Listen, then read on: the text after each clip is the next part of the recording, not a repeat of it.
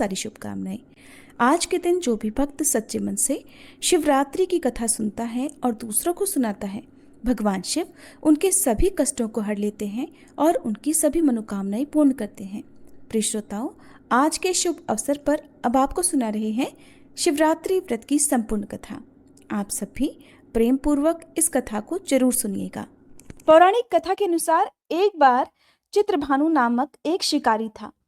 पशुओं की हत्या करके वह अपने परिवार को पालता था। एक बार वह एक साहूकार का ऋणी बन गया, लेकिन ऋण समय पर ना चुका सकने पर क्रोधित साहूकार ने उसको शिव मठ में बंदी बना लिया। जिस दिन बंदी बनाया, संयोग से उस दिन शिवरात्रि थी।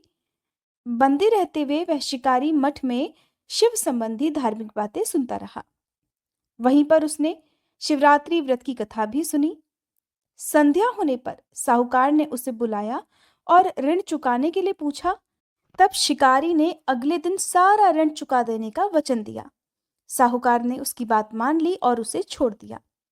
शिकारी जंगल में शिकार करने के लिए निकला, लेकिन दिन भर बंदी गृह में रहने के कारण वह भूख और प्यास से अति व्याकुल था।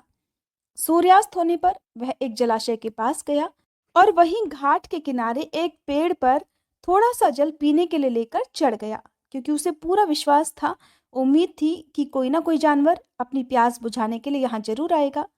जिस पेड़ पर वह चढ़ा वह बेलपत्र का पेड़ था और उसी पेड़ के नीचे शिवलिंग भी था, जो कि उस समय सूखे बेलपत्रों से ढके होने के कारण दिखाई नहीं दे रहा था। शिकारी को भी इस बात का पता नहीं चला। वो भूख और प्यास से थका हुआ था, तो उसी मचान पर बैठ गया। मचान बनाते समय उसने जो टहनियां तोड़ी वो संयोग से शिवलिंग पर जाकर गिर गईं। इस प्रकार दिन भर भूखे प्यासे शिकारी का व्रत भी हो गया और शिवलिंग पर अनायास ही उससे बेलपत्र भी चढ़ गए। एक पहर रात बीत जाने पर एक गर्भिणी हिरनी तालाब पर पानी पीने पहुंची। शिकारी ने धनुष पर तीर चढ़ाकर जैसे ही उसकी प्रत्यंचा खींची कि उसके हाथ के धक्के से कुछ पत्ते और थोड़े से जल की कुछ बूंदें भी नीचे शिवलिंग पर गिर गईं और अनजाने में ही शिकारी के पहले पहर की पूजा भी हो गई। वह गर्भिणी हिरनी कहने लगी कि हे शिकारी, मैं गर्भिणी हूँ, शीघ्र ही बच्चे को जन्म देने वाली हूँ। तुम एक साथ दो जीवों की हत्या करोगे, जो बिल्कुल ठीक नहीं है। मैं बच्चे को जन्म देकर जल्दी ही तुम्हारे सामने आ जाऊंगी, तब तुम मुझे मार लेना। सुनकर शिकारी को उस पर दया आ गई और उसने अपने धनुष की प्रत्यंचा ढीली कर दी। देखते ही देखते वह हिरनी जंगली झाड़ियों में गायब हो गई। कुछ ही देर बाद एक और हिरनी उधर से आ निकली। शिकारी की प्रसन्नता का ठिकाना नहीं रहा। पास आने पर उसने फिर से धनुष पर अपना बाण चढ़ाया। कुछ बेलपत्र फिर से नीचे शिवलिंग पर जा गिरे और अनायास इस प्रकार शिकारी की दूसरे पहर की पूजा भी संपन्न हो गई।